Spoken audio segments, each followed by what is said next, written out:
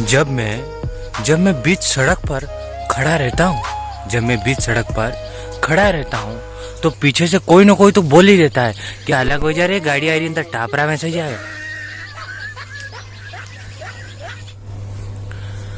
कई लोग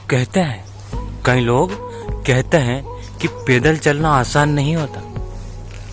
हेलीकॉप्टर मंगाड़ू हुई।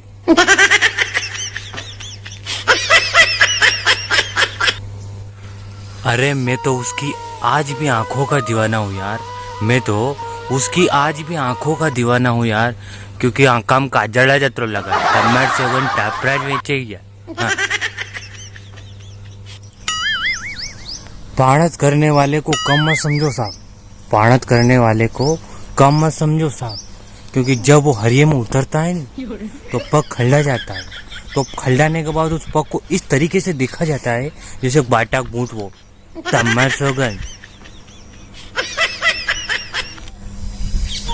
जो लोग दूसरों की रंगोलियां बिगाड़ने की बात कर रहे थे, वो खुद अपने घर की रंगोली नहीं बिगाड़ पाए। दूसरों की रंगोली क्या खाक बिगाड़ेंगे? टापरा में से जा गए मान लो।